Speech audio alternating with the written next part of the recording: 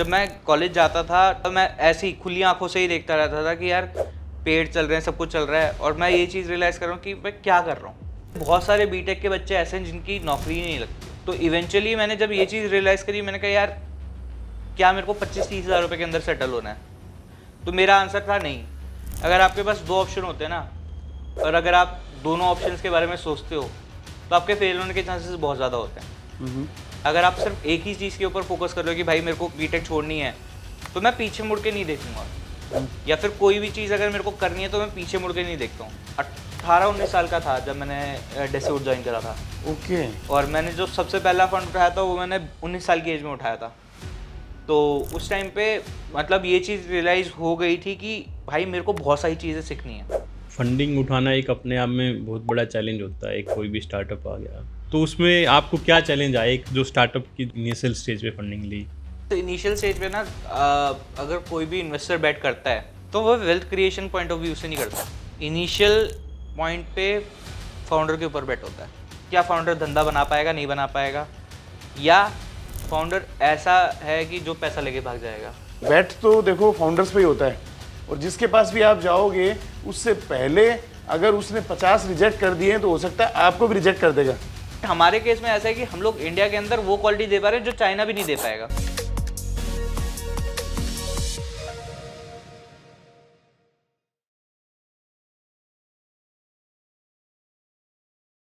नमस्कार दोस्तों, आपका फिर से स्वागत है इस नए एपिसोड में। आज हम आपको ऐसे छुपे रुस्तम से मिलवाने वाले हैं जो बहुत ही कम उम्र में सफलता की सीढ़ियां चढ़ चुके हैं, डेसीवुड जैसी कंपनी बना चुके हैं, 3 बार फंडिंग राउंड कर चुके हैं। मिलते हैं करण शुक्ला जी से। करण जी, अपने बारे में कुछ बताएं।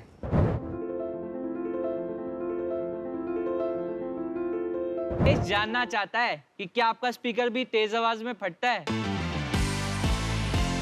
और nation also wants to know कि क्या आपका स्पीकर भी बाकी स्पीकर्स के डिजाइन से सिमिलर है, और क्या आप भी बेकार स्पीकर्स की प्रॉब्लम से परेशान हो चुके हैं? मेरा नाम है नन्हे मीना, मैं 28 साल का हूँ। मेरा नाम है करण शुक्ला, मैं 21 साल का हूँ। हम लोग आज के डेट में शिमारू क्ले प्रोडक्ट्स बना रहे हैं और हम लोग D2C साइट पे भी हैं। तो शार्क्स, जब म्यूजिक बजेगा loud and there is no compromise on sound, तब एक ही नाम याद आता है, डेसीवुड, जिसका आउटपुट बुलंद है क्योंकि बेबी को बेस पसंद है। सो बेसिकली हम लोग जो स्पीकर्स बनाते हैं ये प्रॉपरली वुडन स्पीकर्स हैं। सो वुडन स्पीकर्स बहुत कॉस्टली होते हैं, बट ये MDF है, इंजीनियर्ड वुड। ये 70% ये रिसाइक्लेबल है, and the main thing is that ये आज के डेट में मार्शल भी बनाता है। मार्शल जो बंदा अफोर्ड नहीं कर सकता, लेट्स से कि वो 20,000, 18,000, 15,000 का मिनिमम आता है, राइट? तो वो ये चीज ट्राई कर सकता है कि वो मार्शल के बदले हमारा स्पीकर ले ले, जो कि हम 5,000 रुपए के अंदर सेम क्वालिटी ही रहती है वो, और वो चीज हम लोग उनको प्रोवाइड कर रहे हैं। तो आपका प्रोपोजिशन यही है कि मार्शल की क्वालिटी नहीं, basically luxurious product at affordable. तो रेंज क्या है? आपने कहा 5K, लेकिन आप बता रहे हैं 5-6 रेंज प्रोडक्ट स्टार्ट होती है सर 800 to 5,000 रुपीज। तो इसमें 800 कौन सा है, 5,000 कौन सा? ये छोटा वाला।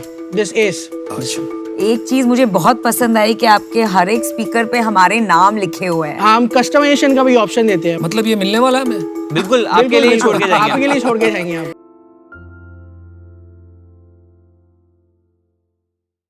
हम लोगों ने डेसीवुड करके एक कंपनी स्टार्ट करी है, जो कि हम लोगों ने 2020 के अंदर शुरू करी थी।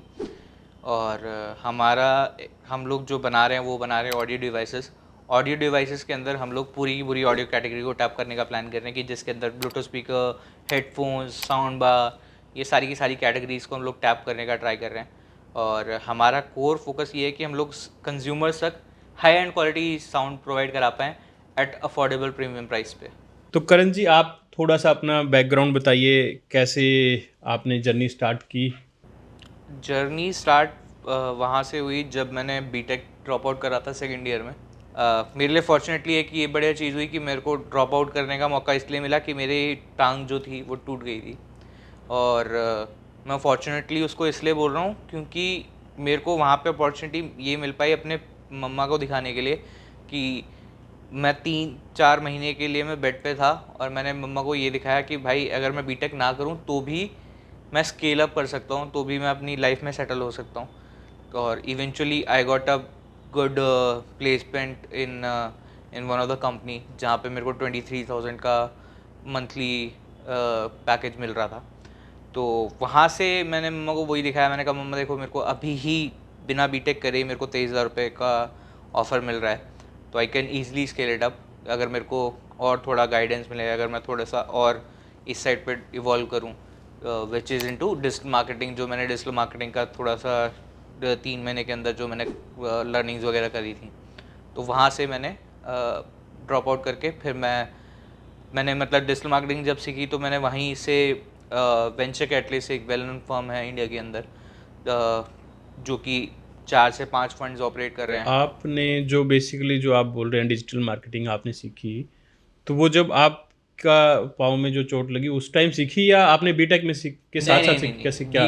बीटेक के अंदर मैंने बीटेक छोड़ी इसलिए थी कि मैंने एक्चुअली मैं 12th तक टू बी ऑनेस्ट मैं मॉडर्न एरा कॉन्वेंट में पढ़ा हूँ, जो कि यहीं पे जनकपुरी ईस्ट में स्कूल है, और वहाँ पे हमारी एक टीचर थी भूपिंदर मैम।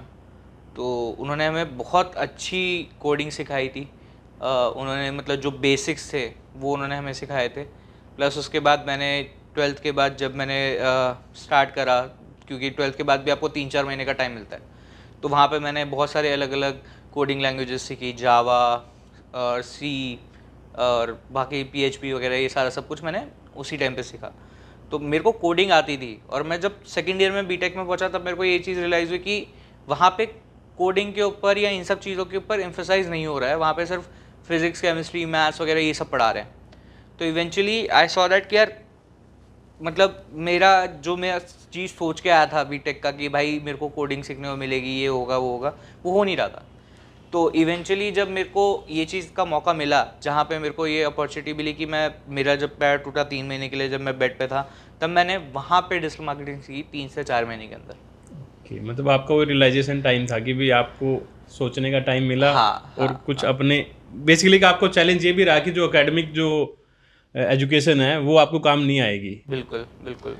तो करण, अल्टीमेटली हुआ ये कि बीटेक आप कर रहे थे, आपकी किसी भी वजह से बेड रेस्ट आपको लेना पड़ा, वहाँ आपको रियलाइज़ हुआ, तो केवल यही वजह थी कि आपका उन 3-4 महीने के अंदर कुछ ऐसा अंदर से फीलिंग हुई, क्योंकि उस टाइम आपके जो दोस्त होंगे वो तो बीटेक कर ही रहे होंगे, और मतलब क्या होता है हिंदुस्तान में भेड़ चाल है, तो भेड़ चाल की वजह से मतलब इंसान छोड़ भी नहीं पाता वो संगत, क्योंकि अल्टीमेटली इन 3-4 महीनों में आपने डिजिटल मार्केटिंग सीख ली, 23 हज़ार रुपये की कोई जॉब भी लग गई, तो दोस्त तो यही कहते होंगे ना, अबे बीटेक कर लेता तो 50,000 की जॉब लगती, लाख रुपए की जॉब लगती, ऐसा कुछ नहीं हुआ।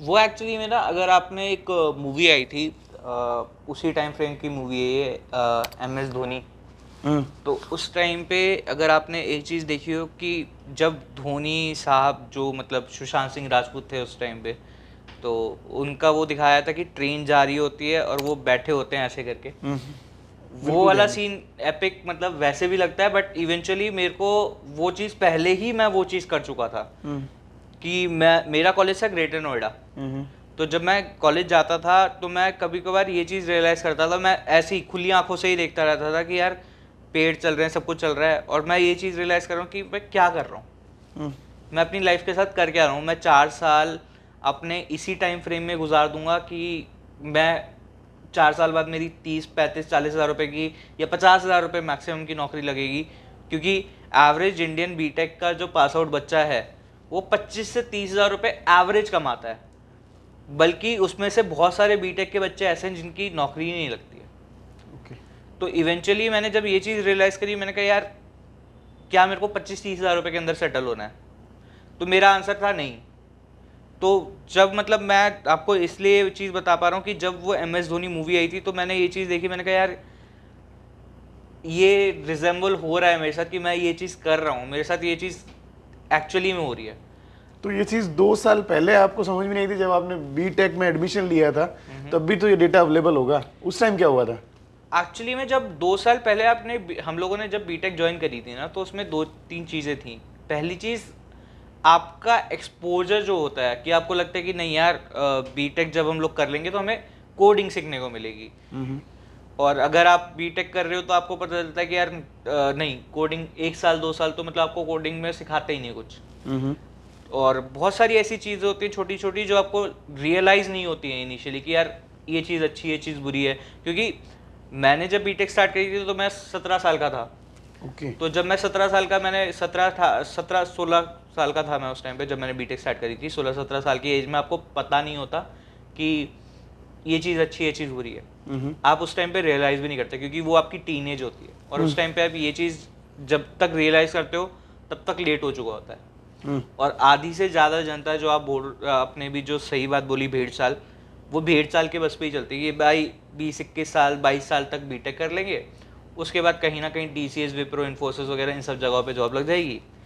और वहाँ पे टिपिकल जो भेड़ चाल वाला सीन है कि 25-30 हज़ार रुपये की नौकरी, 25-30 साल तक की एज में 50,000-60,000 रुपये की नौकरी, 25 से 28 के बीच में शादी, फिर बच्चे, फिर यही सब होता है। बट मेरे को उस लाइन पे नहीं जाना था। ओके। तो जिस टाइम आपने ड्रॉप आउट किया था उस टाइम मतलब प्रेशर तो आया ही होगा कि क्यों छोड़ रहा है, ये डिसीजन गलत भी हो सकता था। ये तो आज आप जिस लेवल पे बैठे हुए हैं वहाँ से दिखाई देता है कि डिसीजन सही रहा कुल मिला के। बट उस टाइम दोस्तों का प्रेशर भी रहा होगा, फैमिली का प्रेशर भी रहा होगा, तो उसको कैसे हैंडल किया? सो एक्चुअली में मैंने अभी तक जो लाइफ में चीज़ सीखी है, मतलब मेरी अभी ज़्यादा एज तो हुई नहीं है, बट उसके बाद भी मैंने एक चीज़ सीखी है कि अगर आपके पास 2 ऑप्शन होते हैं ना, और अगर आप दोनों ऑप्शंस के बारे में सोचते हो तो आपके फेल होने के चांसेस बहुत ज़्यादा होते हैं। अगर आप सिर्फ एक ही चीज़ के ऊपर फोकस कर रहे हो कि भाई मेरे को अगर बीटेक छोड़नी है तो मैं पीछे मुड़ के नहीं देखूंगा, या फिर कोई भी चीज़ अगर मेरे को करनी है तो मैं पीछे मुड़ के नहीं देखता हूँ। मैंने जो करना है वो मैंने करना है। अब उसका रिपरकशंस क्या होंगे वो मेरे को नहीं पता। मेरे को नहीं पता कि मैं फेल होऊंगा या अच्छी चीज़ होगी वो, या कैसा होगा, मेरे को नहीं आइडिया उसके बारे में। तो चलो आपने कॉलेज का ड्रॉप आउट कर दिया, तो उसके बाद क्या कुछ आपने प्लान अपने आप बना लिया था कि भाई मैं ड्रॉप आउट करके ये करूँगा? तो क्या चीज़ उसके बाद आपने क्या स्टार्ट किया और कहाँ आप फिर डेसीवुड में एंटर किए? सो एक्चुअली में ना टू बी ऑनेस्ट ना, उस टाइम पे ना एंटरप्रेन्योरशिप की जर्नी जो थी वो मेरे सामने आनी शुरू हो चुकी थी। क्योंकि इसी जगह की बात है, जनकपुरी ईस्ट की ही, यहाँ पे एक इंस्टीट्यूट हुआ करता था, तक्षशिला इंस्टीट्यूट करके। आज की तो बात नहीं है, वो हो गए 4-5 साल हो गए उसको। तो मैंने वहाँ पे मतलब कोचिंग ले रहा था मैं, IIT निकालने की, JEE निकालने की। तो उस टाइम पे मेरे को एक हमारे सर थे, वेल नोन सर, जो कि आज की डेट में यूट्यूब बहुत ज़्यादा फेमस है, जिनका नाम है राजवंत सर, जो कि फिज़िक्स पढ़ाते हैं, जो आज के डेट में फिज़िक्स वाला की one of the greatest teacher है। ओके। तो उस टाइम पे उन्होंने एक स्टार्टअप शुरू करा था, न्यूज़ रीच करके, न्यूज़ का कुछ उन्होंने शुरू करा था कि आपको हर जगह पे आपको न्यूज़ वगैरह मिलती रहेगी। तो वहाँ पे मेरे को स्टार्टअप्स के बारे में समझ में आया। मैं क्या कर रहे हो सर, मतलब क्योंकि वो IT धनबाद के पढ़े हुए थे। मैंने ये चीज़ रियलाइज़ करी, मैंने कहा भाई IT का बंदा भाई सब स्टार्टअप शुरू कर रहा है, ये तो अच्छी खासी नौकरी कर सकता है। IT के बच्चे क्यों मतलब स्टार्टअप शुरू कर रहे हैं? और स्टार्टअप था भी नहीं, मतलब मेरे को पता भी नहीं था, क्योंकि 15 साल की एज में आपको क्या पता होता है स्टार्टअप क्या है। तो वहीं से मतलब मैंने सोचा, मैंने कहा यार ठीक है, समझते हैं क्या होता है, कैसा होता है। उसी टाइम पे एक one of the greatest person in the startup Indian ecosystem known as Ritesh Agarwal, उनके बारे में बहुत एक्सपोजर मिल रहा था कि यार रितेश अग्रवाल है, 17 साल का बच्चा है, पीटर थिल जो कि फेसबुक के सबसे फर्स्ट इन्वेस्टर थे, उससे पैसा उठा रखा है उसने। और उस टाइम पे उस टाइम पे जो थॉट प्रोसेस था वो यही था कि यार उस बंदे ने इतना पैसा उठा रखा है।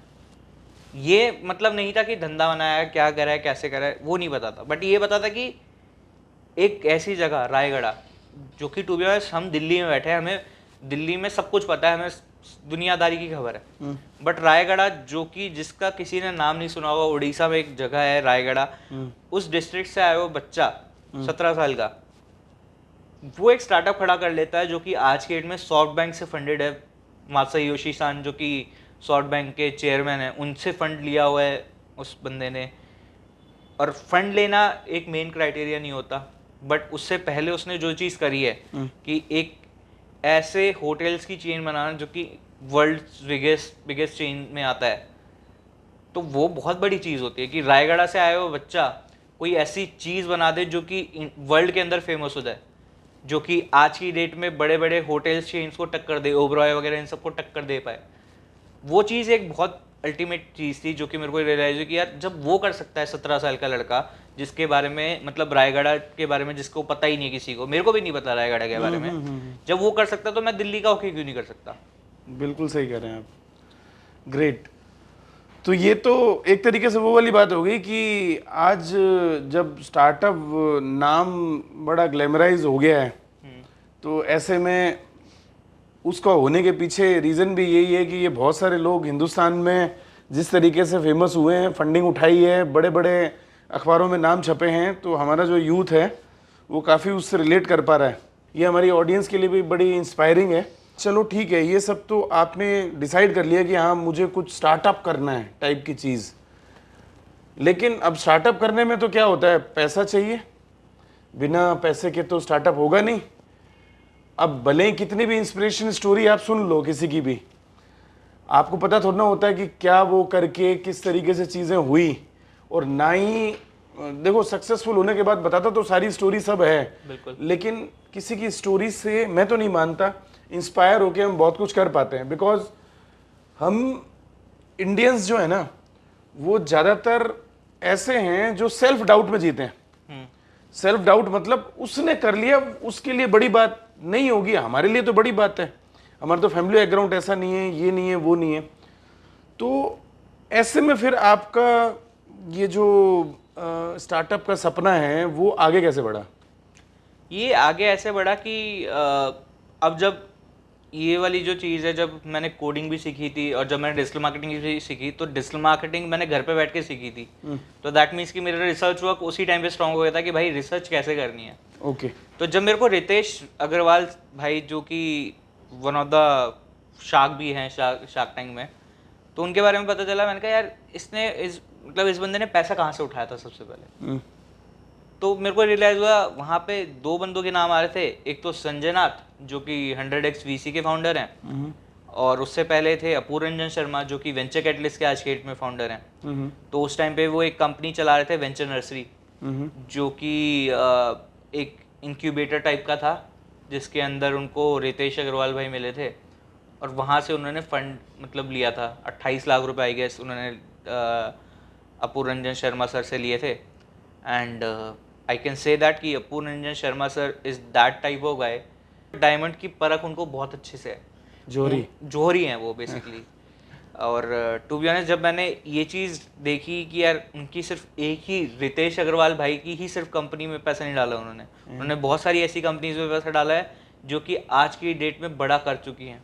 ओके। जिसके अंदर Beardo is one of them. Beardo में सबसे पहला चेक उन्होंने डाला था, पीसेफ करके कंपनी उसमें सबसे पहला चेक डाला था। बहुत सारी ऐसी बड़ी बड़ी कंपनीज हैं जिनमें उन्होंने सबसे पहले पैसा डाला था। तो ये रिसर्च करके आपको पता चला उनके बारे में, या मतलब हाँ, आप ये गूगल के बारे में गूगल पे रिसर्च करा था, और मेरे को पता चला कि वहाँ पे उन्होंने एक नई कंपनी शुरू करी है वेंचर कैटलिस्ट नाम से।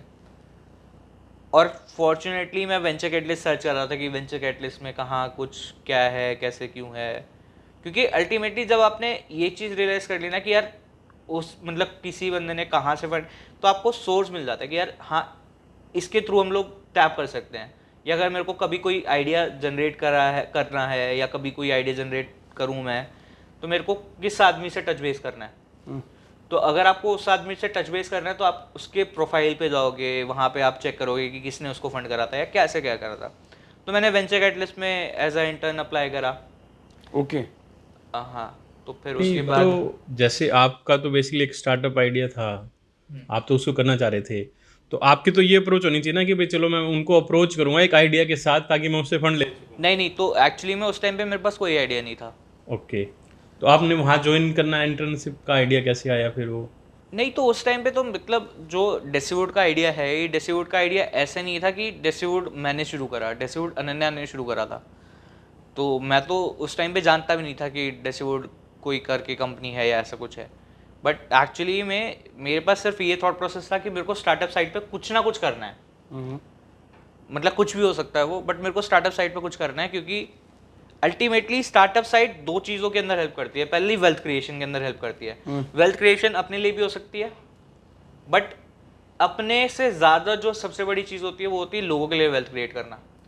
एग्जाम्पल के तौर पे आज की डेट में हम लोग 25 लोगों के साथ काम कर रहे हैं। 25 लोगों के लिए हम लोगों ने कमाई का जरिया बनाया है कि भाई तुम इतना सैलरी महीने का घर लेके जाते हो। वो एक सबसे बड़ा वेल्थ क्रिएशन का तरीका है। बाकी जो दूसरा वेल्थ क्रिएशन का तरीका है वो ये है कि जो हमारे सबसे पहले इन्वेस्टर्स थे उनके लिए हम लोगों ने वेल्थ डबल ट्रिपल कर दी है। तो दैट मीन्स कि अगर आज के डेट में वो एग्जिट लेते हैं तो हम उनको ये चीज़ दिखा सकते हैं, उनको इनके पास ये अपॉर्चुनिटी है कि वो उनका जो पैसा उन्होंने लगाया था वो हम लोगों ने 3 गुना कर दिया 2 साल या 3 साल के अंदर। तो ये एक वेल्थ क्रिएशन का तरीका है। तो एक्चुअली में मैंने वही चीज़ रियलाइज़ करी कि वेल्थ क्रिएशन का एक सबसे बड़ा तरीका ये है। दूसरा, इम्पैक्ट बहुत ज़्यादा क्रिएट होता है इसमें, कि जैसे अगर ओयो की बात करें तो ओयो ने सबसे पहली चीज़ ये करी थी कि होटल्स रूम पहले भी थे, आज भी हैं, आगे भी होंगे, बट उन्होंने स्टैंडर्डाइज कर दिया कि भाई तुम्हें होटल में आपको ये तौलिया मिलेगी, आपको ये साबुन मिलेंगे, आपको ये सारी चीज़ें आपको ओयो में अगर किसी भी रूम को बुक कराते हो तो आपको ये सेट होके मिलेगा। ये चीज़ पहले नहीं थी। पहले रिसेप्शन कहीं सोया बड़ा होता था, कभी कुछ होता था, कभी कुछ होता था, बहुत सारी दिक्कतें होती थी। अब जब आपने ये चीज़ सेट कर दी तो आपके पास एक अपॉर्चुनिटी आ गई कि यार आपने एक चीज़ ऑलरेडी मार्केट के अंदर कर दी है, तो अब कोई भी अगर किसी को भी फॉलो करना है तो उससे कम पे तो नहीं कर सकता वो। अगर कम करेगा तो कंज्यूमर उसके पास नहीं आएगा। बिल्कुल सही कह रहे हैं। तो उस चीज़ के ऊपर मेरा ध्यान था कि यार वेल्थ क्रिएशन तो करनी है, बट अल्टीमेटली आप इम्पैक्ट कैसे क्रिएट कर सकते हो कंज्यूमर की लाइफ में, किसी अननोन पर्सन की लाइफ में जो कि आपको नहीं जानता। क्योंकि बहुत सारे लोग ऐसे हैं जो कि हमें नहीं जानते। और to be honest, one of the biggest well known investor plus IPO में भी जिनकी कंपनी लिस्टेड है, वरुण अलग, जो कि मामाअर्थ के फाउंडर हैं। तो उनसे मैं एक हाउस पार्टी में मिला था, एंड जब मैंने उनसे मिला तो मैंने उनको बोला, मैंने कहा सर मैं ये स्पीकर बनाता हूँ, मैं स्पीकर अपने साथ लेके घूमता हूँ। तो मैंने उनको दिखाया, मैंने कहा सर मैं ये स्पीकर हम लोगों ने बनाया है। तो कह रहे अरे डेसीवुड, अच्छा तू है फाउंडर। तो मतलब एक्चुअली में उनको डेसीवुड के बारे में पता था, मेरे बारे में नहीं पता था। ग्रेट। विच इज़ कि हाँ यार हम लोगों ने इम्पैक्ट क्रिएट करा है, विच इज़ कि यार भाई हम लोगों ने कुछ बढ़िया चीज़ करी है जो कि इन्वेस्टर को, जो कि ऐसे बंदे को हमारे ब्रांड के बारे में पता है बट हमारे बारे में नहीं पता चलेगा। तो वो चीज़ मैंने देखी, मैंने कहा यार इम्पैक्ट क्रिएट करना ज़रूरी है और वेल्थ क्रिएशन करना दूसरा है। आपने एक वेंचर कैपिटलिस्ट फर्म ज्वाइन करी, तो वेंचर कैपिटलिस्ट फर्म के बारे में मैं आपसे थोड़ा पूछना चाहूँगा कि उनका काम करने का तरीका किस तरीके से होता है, किस तरीके से वो स्टार्टअप्स को सेलेक्ट करते हैं, आपका उसमें क्या रोल था, आपने वहाँ से क्या सीखा जो आज आपकी मदद कर रहा है। देयर आर 2 थिंग्स कि पहला कैट 1 फंड होगा या तो, या कैट 2 फंड होगा। कैट 2 फंड का मतलब होता है कि भाई आपको 25-25 लाख रुपए के आपके पास एंजल्स होंगे कैट 2 फंड के पास, और अगर आप पिच करते हो कैट 2 फंड को तो वो हो सकता है कि आपको सबको पिच करवाएं, कि मतलब आपको आपकी वर्चुअल कॉल सेटअप होगी और वर्चुअल कॉल के अंदर आपको सब लोगों को पिच करना पड़ेगा, और जिन जिन लोगों ने हाँ करा तो वो लोग पैसा डाल देंगे, आपके पास पैसा आ जाएगा। ये होता है कैट 2 फंड वाला सीन। कैट 1 वाला जो सीन होता है वो ये होता है कि आपके पास जो एंजल्स होते हैं वो 1-1 करोड़ के इन्वेस्टर्स होते हैं, जो कि आपके LPs होते हैं उस फंड के, और उसमें डिसीजन मेकिंग का प्रोसेस GP के पास होता है कि अगर आपने एक बंदे को कन्विंस कर लिया जो कि उस फंड का GP है तो आपके पास पैसा आ जाएगा। तो आपको सिर्फ एक बंदे को कन्विंस करना है वर्सेस आपको 50 लोगों को कन्विंस करना है। GP LP का मतलब? LP GP का मतलब जनरल पार्टनर और लिमिटेड पार्टनर। लिमिटेड पार्टनर के पास राइट्स नहीं होते कि वो बता पाए कि भाई नहीं मेरे को ये डेक, मतलब मेरे को ये प्रेजेंटेशन नहीं पसंद आ रही, ये सब पसंद नहीं आ रहा। वर्सेस अगर आप कैट 1 फंड के अंदर देखते हो तो आपको ये चीज़ रियलाइज़ होती है कि GP के पास ही सारी अथॉरिटीज़ होती हैं, GP ही सारा सब कुछ करता है, और GP LP इसको कमिट करता है कि मैं आपको 25%, 12%, 15% जो भी उसका रिटर्न वो कमिट करता है, मैं आपको इतना रिटर्न ला के दे दूँगा। तो वहाँ पे आपका क्या रोल था? वहाँ पे एक्चुअली में उस टाइम पे कैट 1 कैट 2 इतना एक्सपोजर था नहीं उस टाइम पे, इवन स्टार्टअप इकोसिस्टम में भी, कि लोगों को फंड के बारे में बहुत कम फंड्स थे उस टाइम पे। तो वहाँ पे एंजल इन्वेस्टर्स को लेके आना कि मतलब कैसे एंजल इन्वेस्टमेंट होती है, क्योंकि उस टाइम पे 2017-18 के टाइम पे एंजल इन्वेस्टर्स भी किसी को नहीं पता था कि एंजल इन्वेस्टमेंट होती है क्या। आज की डेट में सबको पता है कि एंजल इन्वेस्टमेंट क्या होती है, कैसे करते हैं, और क्यों करते हैं, ये सब पता है सबको। बट 2017-18 के टाइम पे लोगों को पता ही नहीं था कि एंजल इन्वेस्टमेंट क्या होती है। तो उस टाइम पे एंजल इन्वेस्टर्स को लेके आना और स्टार्टअप्स को ऑनबोर्ड करवाना और उनके पीछे का मतलब कि अगर स्टार्टअप सेलेक्ट हो रहा है तो उसके पीछे की क्या क्या उनको चीज़ें चाहिए, कि अगर आपको फाइनेंशियल चाहिए तो आप फाइनेंशियल निकलवा के लेके आओ उनसे, स्टार्टअप से। अगर उनको वेबसाइट पे सेल्स देखनी है इन्वेस्टर्स को, तो इन्वेस्टर्स को सेल्स दिखाने के लिए उनका वेबसाइट का डेटा निकलवा के लेके आओ। तो वो सारी की सारी कम्युनिकेशन वाला पार्ट, ये सारा सब कुछ मेरा काम था।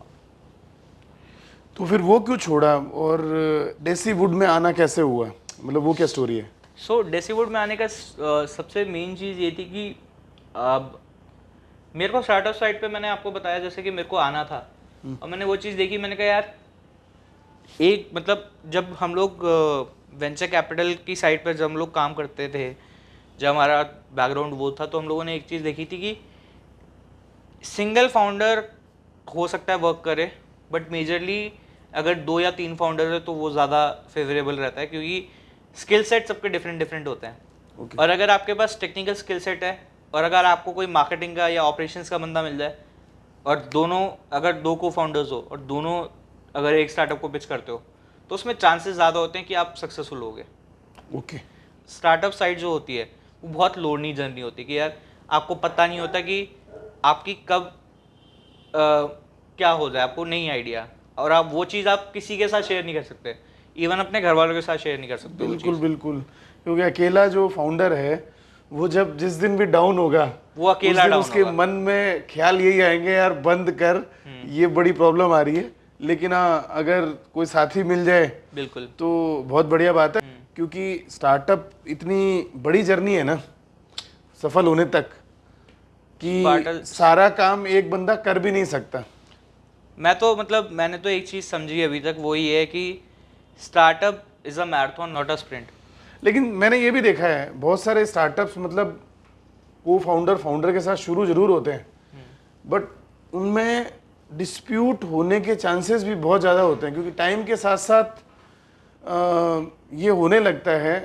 और कई बार ये माइंड में भी आता है कि जब तक पैसा नहीं बना रहा है ना स्टार्टअप, तब तक तो ठीक है, लेकिन जैसे ही पैसा बनना शुरू होता है ना, फिर वो सेपरेशन आने लगता है। या वो टू बी ऑनेस्ट अगर मैं आपको एक ब्रीफ आइडिया बताऊँ ना, तो वो ऑडियंस के लिए ये सबसे ज़्यादा बेस्ट रहेगा कि startup is equals to marriage. Okay. Example के तौर पे अगर मैं बात करूं, बेशक ये कॉन्ट्रडिक्टरी हो सकता है कुछ लोगों के लिए, कि पहले के लोग जल्दी शादी को क्यों प्रेफर करते थे, उसके पीछे रीज़न ये होता था कि लड़का लड़की मैच्योर नहीं होते थे, उनका थॉट प्रोसेस, उनका ओवरकम कि वो कैसे आगे लाइफ में बढ़ेंगे, क्या करेंगे, वो डिपेंड करता था उस बंदे के ऊपर कि जिसके साथ वो रह रहे हैं, चाहे वो लड़का हो चाहे वो लड़की हो। सही बात है। तो वो उनकी लाइफ जो थी, जो 17-18 साल 20 साल 21 साल की एज में शुरू होती थी, जो शादी हो जाती थी 20-21 साल की एज में, तो उस टाइम पे वो लाइफ आगे जाके चलने के चांसेस ज़्यादा होते थे, वर्सेस जो 30-35-40 साल की जो शादियां अब लोग कर रहे हैं, उसके डिवोर्स होने के चांसेस इसलिए भी ज़्यादा हो रहे हैं क्योंकि हम ऑलरेडी थॉट प्रोसेस हम लोग बना के बैठे हुए हैं कि भाई मैं ऐसे ही करता हूँ, मैं ऐसे ही काम कर पाऊंगा, या लड़की अगर ये सोच के बैठे कि भाई मैं ऐसे ही काम कर पाऊंगी, तो वो वाला थॉट प्रोसेस होता है। वर्सेस अगर आप स्टार्टअप साइड पे भी देखो तो मेजरली जो अर्ली स्टेज जो मतलब कम एज में स्टार्ट होते हैं, वो ज़्यादा सक्सेसफुल हो पाते हैं। उसके पीछे का रीज़न ये होता है कि वो मोल्ड करना सीख जाते हैं चीज़ों को, एक्सपेरिमेंट करने का टाइम भी काफ़ी होता है ना। एक्सपेरिमेंट करने का टाइम भी होता है, प्लस आपके जो को फाउंडर है, जैसे लेट्स सपोज मेरा जो को फाउंडर है वो मेरे से ऑलमोस्ट 8 से 9 साल बड़ा है। अच्छा। तो मेरे को मैं उस टाइम पे जब मैंने ज्वाइन करा था, उस टाइम पे मैं ऑलमोस्ट 18-19 साल का था जब मैंने डेसीवुड ज्वाइन करा था। ओके। और मैंने जो सबसे पहला फंड उठाया था वो मैंने 19 साल की एज में उठाया था। तो उस टाइम पे मतलब ये चीज़ रियलाइज़ हो गई थी कि भाई मेरे को बहुत सारी चीज़ें सीखनी है। और इवन आज की डेट में भी मैं आपको ये चीज़ बता सकता हूँ कि मैंने बहुत सारी चीज़ें सीखी हैं जो कि आने वाले टाइम पे मैं ये नहीं गारंटी कर रहा हूँ कि भाई मैं फुल फ्लेज्ड एंटरप्रेन्योर हूँ, मेरे को सब आता है, मेरे को सब कुछ पता है।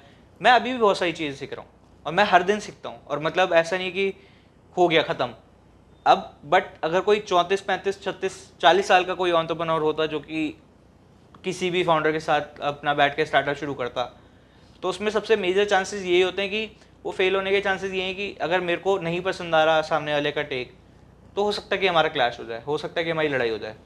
करण जी, एक चीज़ पूछना चाहूँगा, जैसे आपने चलो स्टार्टअप स्टार्ट किया, तो कहीं आपको ऐसा फील हुआ कि आपने अपना कॉलेज पास आउट नहीं किया, या कोई एकेडमी कोई ऐसी चीज़ थी जो आपने उस टाइम सीख लेनी चाहिए थी, आपको आज काम आती? या मतलब बहुत सारी चीज़ें ऐसी हो सकती है कि भी हम, क्योंकि जनरल प्रूडेंस में ये रहता है कि आप अपना कॉलेज कर लो या पढ़ाई पूरी कर लो, उसके बाद कोई चीज़ काम शुरू करो, ताकि आपको एक बेसिक नॉलेज हो जाए, एकेडमिक हो जाए, या नॉर्मल मार्केट में उतरने से पहले जो नॉलेज बेस चाहिए होता है वो आपके पास हो। तो ऐसा आपको अपने स्टार्टअप में कहीं फील हुआ अपनी जर्नी में अभी तक? नहीं, उसके पीछे का मेरा रीज़न ये है कि may be it's contradictory, but मैं जहाँ तक समझता हूँ ये है कि हमारा एजुकेशन सिस्टम उतना सफिशिएंट नहीं है कि हम मतलब एजुकेशन सिस्टम सबसे ज़्यादा ख़राब हमारे ब्रिटिशर्स ने करा था। हमें सिखाया गया था कि भाई तुम्हें जॉब करनी है, उनका थॉट प्रोसेस यही था कि भाई तुम जॉब के लिए सफिशिएंट बनो। इसीलिए इवन आज भी, जो कि अच्छी बात है, बुराई नहीं है, कि आज के डेट में बीपीओ सर्विस इंडिया के अंदर सबसे ज़्यादा वर्क कर रही है, केपीओ सर्विस ज़्यादा वर्क कर रही है, टीसीएस जो सबसे ज़्यादा रेवेन्यू मतलब एम्प्लॉयज़ को जनरेट करवा रही है, तो वो इसी वजह से, क्योंकि वो आउटसोर्सिंग करती है। हम लोग दूसरे लोगों के लिए काम अच्छा करना सीख चुके हैं, हम लोगों को पता है कि हम लोग दूसरे लोगों के लिए काम अच्छा करेंगे, बट हमें ये चीज़ सिखाई नहीं गई कि हम खुद के लिए काम कैसे बढ़िया करें। हम खुद के, वो गुलामी वाली मानसिकता है ना, हाँ, वो गई नहीं है अभी तक। बिल्कुल। और ये जो स्टार्टअप या एंटरप्रेन्योरशिप, ये आज़ादी है, लोगों को रिस्क समझ में नहीं आता ना। तो करण, वास्तव में मैं आपको बताऊं, मुझे आपके साथ बात करके बहुत अच्छा लग रहा है। आप अभी यंग हैं और इतनी सारी चीज़ें आप समझ चुके हैं, स्टार्टअप इकोसिस्टम, आप स्टार्टअप को चला भी रहे हैं। और जैसा कि मैंने ऑफ द कैमरा आपसे बात करी थी, तो आपने बताया था मुझे कि आपकी कंपनी 3 राउंड में फंडिंग भी ले चुकी है। तो एक तो मैं आपको बहुत अप्रिशिएट करूंगा कि इस एज में जब मैं था तो मुझे कुछ नहीं पता था दुनिया के बारे में कि क्या चल रहा है क्या नहीं चल रहा है। मुझे तो सही बात बताऊं कि आप मान के चलो कि 35 ईयर का होने के बाद या 38 ईयर होने के बाद मुझे ये सब चीज़ें समझ में आई हैं कि मुझे करना क्या है, होना क्या है, कैसे होगा। सीए तो मैं बन गया था 28 साल की एज में, लेकिन दुनिया ने बता दिया जी प्रैक्टिस कर लो या जॉब कर लो। हमने कहा जॉब तो नहीं करेंगे, प्रैक्टिस कर लेते हैं, कोई दिक्कत नहीं है। लेकिन प्रैक्टिस भी जब करने उतरे तो वो लालाओं की बैलेंस शीट साइन कर करके मैं तो थक गया। मैंने कहा यार इससे तो कोई समाज का भला थोड़ा ना हो रहा है, ये तो लाला जी का भला हो रहा है। और लाला जी ने जो फीस देनी है वो भी अगले साल आएगी। इस साल साइन करें, आएगी अगले साल। और अगर इनको मना कर दिया तो ये किसी और सीए साहब से साइन करवा लेंगे बैलेंस शीट। तो ये तो कोई मजेदारी बात नहीं है। अकाउंटिंग क्या कर रहे हैं वो समझ में नहीं आया मुझे। तो मैं सही बात बता रहा हूँ, जो चीज़ें आपको रियलाइज आज हुई हैं, इस एज में हो चुकी है ना, मेरे को कभी कभी रिग्रेट होता है कि यार शायद मैं थोड़ा सा और जल्दी शुरू करता है ना। तो इसीलिए पिछले पॉडकास्ट में भी एक सज्जन ने यही बात करी थी और मुझे बात ये बहुत अच्छी लगी थी कि या तो जल्दी शुरू कर लो या फिर प्लानिंग के साथ शुरू कर लो। और मुझे ऐसा लगता है स्टार्टअप प्लानिंग के साथ नहीं होता। वो कई बार क्या 2-3 बार फेल होने के बाद कई बार शुरू होता है। तो अब मैं थोड़ा सा आपसे डेसी वुड के बारे में जानना चाहूँगा। कंपनी क्या करती है, क्या प्रोडक्ट्स हैं, किस तरीके का ऑडियंस है, मार्केट साइज किस तरीके का है, कौन कॉम्पिटिटर हैं? हमारी कंपनी ऑडियो सेक्टर के अंदर ऑपरेट करती है। हम लोगों का डोमेन सिर्फ और सिर्फ ऑडियो है। हम लोग ऑडियो के प्रोडक्ट्स निकाल रहे हैं। हमारा सबसे पहला प्रोडक्ट पोर्टेबल ब्लूटूथ स्पीकर था, जिसके अंदर we are India first brand जिसके पास ऑडियो पेटेंट है। और there is no one in India जिसके पास ऑडियो पेटेंट है इंडिया के अंदर। और बाकी हम लोग जो प्रोडक्ट्स बना रहे हैं वो बना रहे हैं MDF के अंदर, which is eco friendly. Plastic की चीज़ें रिसाइकल नहीं होती हैं। बट हम लोग जो प्रोडक्ट बना रहे हैं वो बना रहे हैं MDF के अंदर। तो MDF ऐसा प्रोडक्ट है जो कि आप मतलब एक तरीके से अगर मैं बोलूँ तो लकड़ी का बुरादा जो होता है, अच्छा, उसको कंप्रेस करके बनता है। तो दैट मीन्स कि आपका जो लकड़ी ऑलरेडी यूज़ हो रही है उसको कंप्रेस करके हम लोग स्पीकर मतलब बना रहे हैं। Okay, great. एक्चुअली में हम लोगों ने एक चीज़ रियलाइज़ करी थी कि इंडिया के अंदर ना सबको म्यूजिक सुनना पसंद है, कोई ऐसा बंदा नहीं जिसको म्यूजिक सुनना ना पसंद हो। बिल्कुल। नॉर्थ इंडिया के अंदर अगर आप जाओगे, कश्मीर का अलग म्यूजिक है, हरियाणा का अलग म्यूजिक है, दिल्ली का अलग म्यूजिक है, पंजाब का अलग म्यूजिक है, राजस्थान का अलग है, यूपी का अलग है, बिहार का अलग है। हर स्टेट का डिफरेंट म्यूजिक है, डिफरेंट म्यूजिक कल्चर है। सबको म्यूजिक सुनना पसंद है, बट सारे के सारे लोग उतना अफोर्ड नहीं कर सकते कि वो हाई एंड स्पीकर बाय करें या फिर हाई एंड जो शोज होते हैं वहाँ पे जाके सुन पाएँ। जैसे दिलजीत का अभी शो हुआ था, तो दिलजीत के शो को हर कोई अफोर्ड नहीं कर सकता, बट दिलजीत के गाने सबको सुनना पसंद है। बट अगर हम लोग ऐसा स्पीकर या ऐसा कोई ऑडियो प्रोडक्ट बनाए जिससे कंज्यूमर को भी लगे कि भाई लिटरली हमारे सामने दिलजीत बैठ के गा रहा है, तो दैट मीन्स आप उस प्रॉब्लम को सॉल्व कर पा रहे हो। तो वो हमारा टारगेट है कि हम लोग अफोर्डेबल प्राइस के अंदर हम जनता को ऐसा प्रीमियम प्रोडक्ट दे पाएँ कि आपका जो प्रोडक्ट है वो आपको रियल आपको लगे कि यार सही में कोई बढ़िया स्पीकर है, कोई आपको हाई एंड जो साउंड होते हैं वहाँ वो वाली साउंड क्वालिटी हम लोग कंज्यूमर को देना चाह रहे हैं। करण जी, आपने जैसे मतलब इसमें फंडिंग उठाई है, तो एक फंडिंग उठाना एक अपने आप में बहुत बड़ा चैलेंज होता है। एक कोई भी स्टार्टअप आ गया, उसके बहुत चैलेंजेस होते हैं, लोगों को कन्विंस करना, मतलब उनको इस चीज़ के लिए कन्विंस करना कि आप मेरे स्टार्टअप में पैसा लगाओ, मैं आपको वेल्थ बना के दूंगा या इसमें अच्छी रिटर्न दूंगा। तो उसमें आपको क्या चैलेंज आए एक जो स्टार्टअप की जो आपने इनिशियल स्टेज पे फंडिंग ली? So to be honest initial stage पे ना अगर कोई भी इन्वेस्टर बैट करता है तो वह wealth creation point of view से नहीं करता। इनिशियल पॉइंट पे फाउंडर के ऊपर बैट होता है कि फाउंडर कैसा है, क्या फाउंडर धंधा बना पाएगा नहीं बना पाएगा, या फाउंडर ऐसा है कि जो पैसा लेके भाग जाएगा, या फाउंडर ऐसा है कि आपको लग रहा है कि यार नहीं ये ना बना पाए, ये बिजनेस बेशक बना पाए ना बना पाए नहीं पता, बट ये बंदा करेगा बढ़िया। ओके। आपको शुरुआत में ऐसे लोग चाहिए जो कि आपको इनिशियली सपोर्ट कर पाएँ, जो कि आपको इनिशियली बैक कर पाएँ। और इनिशियली बैक करने का मतलब ये होता है कि आपकी ज़ील के ऊपर बैठ करें, आपके थॉट प्रोसेस के ऊपर बैठ करें।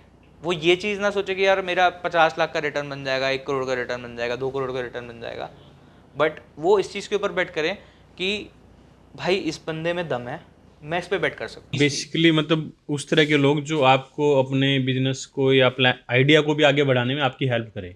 पर मैं ये समझना चाह रहा हूँ इसके बीच में कि आज की डेट में स्टार्टअप का नाम सुनते ही फंडिंग याद आती है।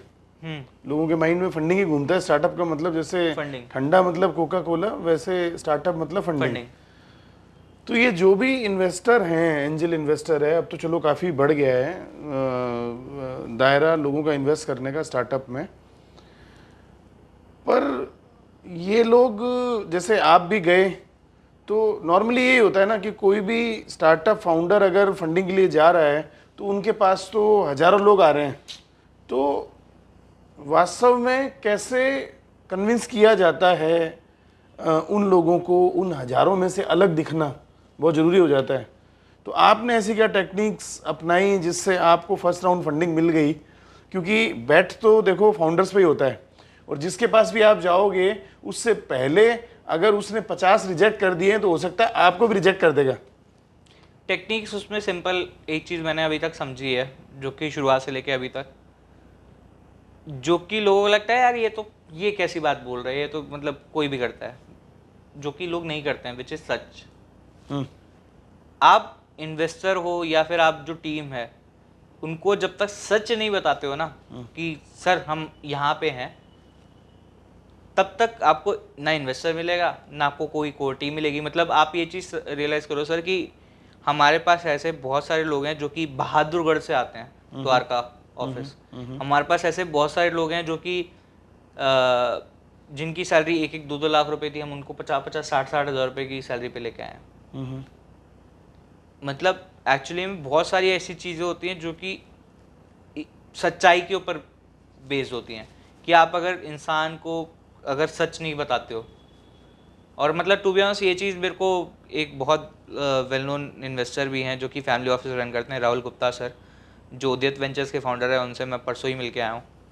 तो उन्होंने एक चीज़ बोली थी कि स्टार्टअप फाउंडर्स के साथ में सबसे बड़ी दिक्कत क्या है कि वो मतलब कन्विंस करते हैं इन्वेस्टर्स को तो वो परसेप्शन बताते कि हमारा ये, हम लोग इतना कर लेंगे, ऐसा कर लेंगे, वैसा कर लेंगे, और वो उसके ऊपर बिलीव कर लेते हैं कि हाँ इतना हो ही जाएगा, बट वो होता नहीं है।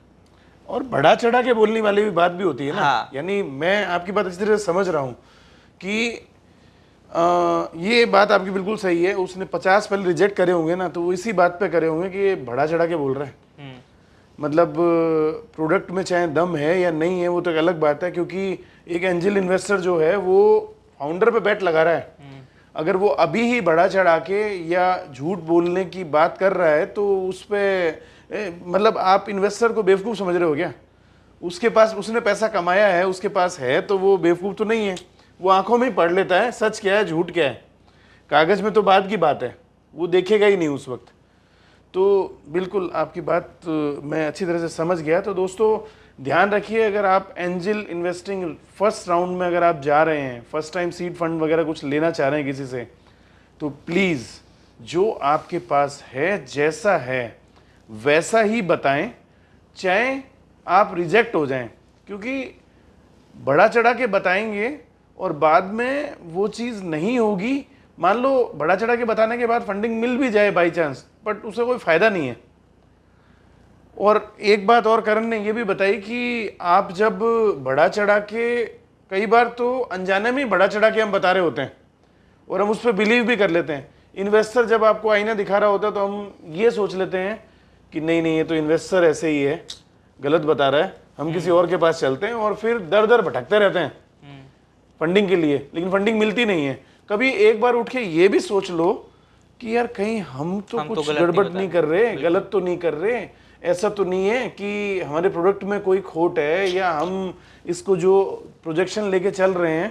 क्योंकि जैसा करण ने बताया अभी कि कोई भी इन्वेस्टर शुरुआत में, एंजल इन्वेस्टर, वो अपने पैसे को डबल ट्रिपल करने पे बिलीव नहीं कर रहा होता है। वो बेसिकली बिलीव कर रहा होता है एक फाउंडर पर, वो उस पर बेट लगा रहा होता है। और वो बेट इसलिए लगा रहा होता है कि यार वो कम से कम सच तो बोले मेरे सामने, उस पर तो बेट लगाऊं। उसको भी चाहिए ऐसा एक खिलाड़ी, वो ऐसे 10 खिलाड़ी सेलेक्ट करेगा, उसमें से उसका एक खिलाड़ी भी सही निकल गया तो वो उसको बहुत आगे तक ले जाएगा। ये तो मैं मानता हूँ बिल्कुल। करण, आपका प्रोडक्ट जो है ना, वो इन्वेस्टर को कैसे अट्रैक्ट किया? मतलब वो मान गए इस बात पर फंडिंग करने के लिए? क्योंकि प्रोडक्ट ना मतलब आपका कॉम्पिटिटिव है, पहले से सेट कंपनियां मार्केट में हैं। बिल्कुल। और मेरा मानना पता क्या है, मैं अपने जो स्टार्टअप्स हैं उनको यही कहता हूं कि अगर किसी को देख के आप अपना प्रोडक्ट मार्केट में लाओगे तो आपको फंडिंग चाहिए ही चाहिए होगी, क्योंकि अब आपको उसके बराबर खड़ा होना है। बिल्कुल। बेटर तो ये है कि आप कोई नया आइडिया लेके आओ तो आपको फंडिंग शायद नहीं चाहिए हो, ठीक है। तो जैसे चूंकि आपका प्रोडक्ट कॉम्पिटिटिव था तो कैसे आपके इन्वेस्टर मान गए? जो आपने बात बोली वो दोनों साइड से है कि मतलब आपने बोला नया आइडिया लेके आओ, बट इसको दूसरी साइड से ये देखा जा सकता है कि मार्केट भी उतनी बड़ी है। ओके। आज की डेट में ऑडियो मार्केट की अगर मैं बात करूँ तो 4 से 5 बिलियन डॉलर की मार्केट है इंडिया के अंदर, सिर्फ इंडिया के अंदर, जिसके अंदर ऐसा कोई प्लेयर एग्जिस्ट ही नहीं करता जो कि बोलते कि भाई मैं पूरी मार्केट खा जाऊंगा। अच्छा। मतलब जैसे अगर मैं बात करूं कि बहुत सारे ऐसे प्लेयर्स हैं मार्केट के अंदर जो कि मोनोपोली पे बिलीव करते हैं। जैसे हमारे उन्होंने जियो स्टार्ट करा तो जियो के बाद अब उन्होंने हॉटस्टार भी बाय कर लिया, सारे OTT बाय कर लिए उन्होंने। बट ठीक है, कोई दिक्कत नहीं है, वो मोनोपोली होगी उनके पास। बट एक्चुअली में अगर आप रियलाइज़ करोगे तो ये भी है कि मार्केट भी तो इतनी बड़ी है, इसीलिए तो वो बाय कर रहे हैं। तो अगर आप ऑडियो कैटेगरी के अंदर बैट कर रहे हो और आपको दिख रहा है कि भाई मैं 100 करोड़ का, 500 करोड़ का, 1000 करोड़ का, 2000 करोड़ का धंधा बना सकता हूँ या 5000 करोड़ का धंधा बना सकता हूँ, तो कोई इन्वेस्टर बेट इसीलिए करेगा ना कि उसको पता है कि मार्केट मार्केट ऑलरेडी 50,000 करोड़ की मार्केट है। 50,000 करोड़ की मार्केट में से अगर आपने 10% भी ग्राफ कर लिया, 5% भी ग्राफ कर लिया, तो आपका 2,500-3,000 करोड़ का धंधा बन जाएगा महीने का, साल का आपका 2,500-3,000 करोड़ का धंधा बना, उसका ही पैसा बना, आपका ही पैसा बना। तो एक्चुअली में इन्वेस्टर उस चीज़ के ऊपर बिलीव करता है कि मार्केट भी बड़ी है, जो कि मार्केट साइज बोला जाता है। क्योंकि अगर आप मार्केट में नए एंटर कर रहे हो ना, तो उसमें सबसे बड़ा चैलेंज ये होता है कि आपको जैसे आपने बोला कि पैसा नहीं चाहिए, आपको उस टाइम पे सबसे ज़्यादा पैसा चाहिए। उसके पीछे का रीज़न ये है कि आपको कस्टमर को अवेयर कराना है कि मैं ये चीज़ नहीं लेके आ रहा हूँ। उस कस्टमर को तो पता ही नहीं कि ऐसी कोई सी मार्केट में ये चीज़ आई है। ये बात तो आपने सही कही कि उसमें ये चैलेंज है कि आपको और customer यहाँ को पे aware कम से कराना कम कस्टमर तो अवेयर है, कस्टमर उसको अवेयर बस ब्रांड ही चेंज करना है। बिल्कुल, उसको सिर्फ ब्रांड चेंज करना है। ओके, ग्रेट ग्रेट, ये इंसाइट आपने बहुत सही दिया है। इस मामले में तो मैं भी अपने आप को करेक्ट करूँगा। तो करण जी, आपका थोड़ा सा आगे का क्या विजन है? डेसीवुड को कहाँ लेकर जाना चाह रहे हैं आप? क्या उसका प्रोस्पेक्टिव देख रहे हैं? हमारा प्योर विजन ये है कि हम पूरी जनता को, इंडिया की जिनको म्यूज़िक पसंद है, उनको ऑडियो देना चाह रहे हैं।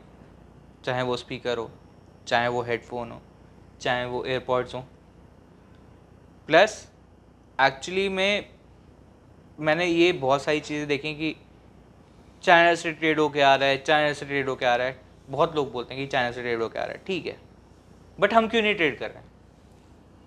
हमारे पास क्या ऐसी कैपेबिलिटीज़ नहीं है कि हम बाहर कहीं यूरोप में, यूएस में, कनाडा में कहीं पे ट्रेड कर पाएँ, दुबई में ट्रेड कर पाएँ। हमारा प्लान यही है कि हमें 5 से 6 साल के अंदर इंडियन मार्केट को टैप करना है। उसके बाद हमें एक्सपोर्ट में जाना है, जिसके अंदर दुबई, यूरोप एक बहुत बड़ी मार्केट है, क्योंकि वहाँ पे जो सबसे बड़ी चीज़ है वो प्रीमियम भी बिकता है। बट वहाँ पे प्रीमियम के साथ आपको क्वालिटी के ऊपर भी कंसिस्टेंट रहना पड़ता है। इसीलिए आज की डेट में जितने भी ब्रांड्स हैं वो यूएस में तो शिफ्ट हो सकते हैं, बट यूरोप में बहुत कम जाने के चांसेस हैं। क्योंकि यूरोप में अगर मैं एग्जांपल के तौर पे बताऊँ, एक ब्रांड आता है डेविल है, जो 4 से 5 लाख रुपए का स्पीकर बेचता है। ओके। और वो यूरोप में ही बनता है। तो ऐसी जो चीज़ें हैं जो कि हाई एंड बिल्कुल टॉप नॉच क्वालिटी में है, वो यूरोप में बिकती है। बट अगर हम लोग ऐसा कोई प्रोडक्ट बना लें जो कि हम लोग भी सोचें कि यार हम लोग भी यूरोप में बेचेंगे, तो वो हमारे लिए कितनी बड़ी चीज़ होगी। आपने ऑफ द कैमरा भी एक बात और मेरे से बोली थी कि आपका प्रोडक्ट जो है वो 100% मेड इन इंडिया है जी, मेक इन इंडिया है, जिसको हमारे प्राइम मिनिस्टर प्रमोट करते हैं। मेरे को तो आइडिया नहीं है स्पीकर वगैरह के बारे में, तो ऐसा क्या चीज़ होती है ऐसी उसमें स्पीकर में जो बाकी कंपनियां मेड इन इंडिया नहीं है, हमारी ही मेड इन इंडिया है? सो एक्चुअली में जो स्टडी दिक्कत होती है ना, वो ऐसा नहीं है कि कोई कंपनी इंडिया के अंदर स्पीकर नहीं बना रही है। अच्छा। कुछ कंपनियां हैं जो कि जैसे गफ़ार मार्केट दिल्ली में बहुत फेमस है, जो कि वहाँ पे स्पीकर्स मिलते हैं जो कि इंडिया के बने हुए होते हैं। वो सिंपल लकड़ी के MDF के बोर्ड काट के या फिर किसी प्लास्टिक के बोर्ड चिपका के वो स्पीकर लगा के बेचते हैं। स्पीकर तो बनते हैं इंडिया के अंदर। अच्छा। जो स्पीकर ड्राइवर होता है वो तो बनते हैं इंडिया के अंदर। बट एक्चुअली में जो सबसे बड़ी दिक्कत होती है वो यही होती है कि उसकी क्वालिटी उतनी अच्छी नहीं होती है। बट बाकी जितने बड़े ब्रांड्स हैं, ब्रांड्स इंडिया के अंदर नहीं बना रहे, ब्रांड चाइना से ट्रेड करके ला रहे हैं। अच्छा, ठीक है। बट जो इनका वैल्यू क्रिएशन का तरीका है वो सिंपल है कि यार हम, और टू बी ऑनेस्ट इंडिया की जनता ऐसी नहीं है कि इंडिया की जनता आज की डेट में आईफोन 800 करोड़ रुपए का आईफोन खरीदे लास्ट ईयर इंडिया की जनता ने। 800 करोड़ रुपए का मतलब हो गया 1 लाख रुपए का भी अगर एक एवरेज आईफोन पकड़ के चले तो 80 लाख के अराउंड कुछ बैठेगा। अगर आपको 80 लाख ही बनेगा ना, हाँ नहीं थोड़ा कम बनेगा ऐसे जो भी नंबर बनता है, तो उतने तो आईफोन लोग खरीद रहे हैं। तो दैट मीन्स कि उनको आईफोन वाली क्वालिटी चाहिए। अब आईफोन वाली क्वालिटी या तो आप चाइना से लेके आओ, अच्छा, इंडिया के अंदर बनवाओगे तो इंडिया के अंदर वो बनती नहीं। बट हमारे केस में ऐसा है कि हम लोग इंडिया के अंदर वो क्वालिटी दे पा रहे हैं जो चाइना भी नहीं दे पाएगा। ओके। हम लोगों के पास सबसे बड़ी चीज़ अपॉर्चुनिटी यही है कि हम लोग यूरोप वाली क्वालिटी तक मतलब टारगेट करें कि हम अभी उस लेवल पे पहुंचे नहीं है टू बी ऑनेस्ट। बट हमारा टारगेट वही है कि यार यूरोपियन स्टैंडर्ड्स के जो प्रोडक्ट्स हैं वो इंडिया के अंदर लेके आए, वैसे प्रोडक्ट्स हम इंडिया के अंदर बनाए। आपने बताया था कि पेटेंट साउंड का या स्पीकर का कुछ आपने करवा रखा है, तो ये पेटेंट बेसिकली फंडिंग होने के बाद हुआ है या फंडिंग होने से पहले ही हो गया था? इसमें फंडिंग का कोई लेना देना नहीं है। मतलब एक्चुअली में ये जो थॉट प्रोसेस था वो हमारा शुरू से यही था। जो इसके पीछे का आइडिया है वो अनन्या मीना जो कि मेरे को फाउंडर हैं उनका आइडिया है, और उसका हमेशा से ही वो ऑडियो फाइल है। मतलब ऑडियो फाइल बोले तो कि उसको म्यूज़िक सुनना बहुत पसंद है Okay. और उसको म्यूज़िक सुनना पसंद है और उसको म्यूज़िक के क्रक्स में जाना पसंद है। तो उसका जो थॉट प्रोसेस था वो इनिशियली यही था कि यार मैं जनता को भी तो दे पाऊँ साउंड, मैं जनता को भी तो कंज्यूमर को भी सुना पाऊँ कि यार ये क्वालिटी होती है। Okay. तो वो जो थॉट प्रोसेस था वो थॉट प्रोसेस उसका बहुत सही था और अभी भी वही है। बट एक्चुअली में उसने एक चीज़, जब वो पेटेंट के लिए अप्लाई करने वाला था तो मैंने कहा नहीं अभी मत करो। उसके पीछे का रीज़न ये था कि इंडिया की जनता को पेटेंट के बारे में पता है, बहुत सारी जनता को पता है कि पेटेंट क्या होता है, बट अगर हमारा साउंड क्वालिटी उतना अच्छा नहीं है जिसके ऊपर कंज्यूमर के ऊपर इम्पैक्ट पड़ रहा है कि यार पेटेंट, मतलब कि अगर मेरे को साउंड क्वालिटी अच्छी लगी नहीं थी तो मेरा पेटेंट करवाने का फ़ायदा कोई है ही नहीं। बट अगर मेरी साउंड क्वालिटी अच्छी है तब मैं पेटेंट कराऊँ, तब मेरे को सेंस बनेगा कि हाँ भाई मैंने पेटेंट भी करवाया है कि मेरी साउंड क्वालिटी इस वजह से अच्छी है। ओके। तो इसलिए हम लोगों ने पेटेंट 10,000 कस्टमर्स को जो हम लोगों ने प्रोडक्ट्स बेच दिए, जब हम लोगों ने उनसे फीडबैक लिए, तब उसके बाद हम लोगों ने पेटेंट के लिए अप्लाई करा था। तो करण जी, अंत में एक क्वेश्चन आपसे कि भाई आपने अभी आप 24 ईयर्स के ही हैं और आपने इस एज में ही काफ़ी कुछ एक जर्नी स्टार्टअप की कर ली है और आप कहीं ना कहीं एक एस्टेब्लिशमेंट स्टेज पे पहुंच गए हैं, तो उसमें बहुत सारे चैलेंजेस भी आए होंगे। उनको ओवरकम करने के लिए आपने क्या क्या स्टेप्स लिए और क्या चीज़ें आपने फेस करी कि जिससे आप लोगों को गाइड कर सकें कि भी हाँ ये चैलेंजेस आएंगे और आपको कहीं ना कहीं अपने एक विल पावर को यूज करना है। जो सबसे बड़ा चैलेंज हमारी पूरी कंपनी की लाइफ में आया वो ये है कि जो मैंने पर्सनली भी फेस करा है, विच इज़ कि आप स्टार्टअप के पीछे ना, स्टार्टअप या कोई भी चीज़, कॉर्पोरेट कल्चर हो गया, कुछ भी हो गया, उसके पीछे ना आप अपनी हेल्थ को सेक्रीफाइस मत करो। क्योंकि अगर आपकी हेल्थ ख़राब होती है तो ना आपका स्टार्टअप रहता है, ना आपका कॉर्पोरेट कल्चर रहता है, ना आपको कुछ रहता है। तो एक्चुअली में 2021 की बात है, मेरे को ब्रेन स्ट्रोक हुआ था जिसके अंदर मेरी राइट साइड जो बॉडी है वो पैरालाइज हो गई थी।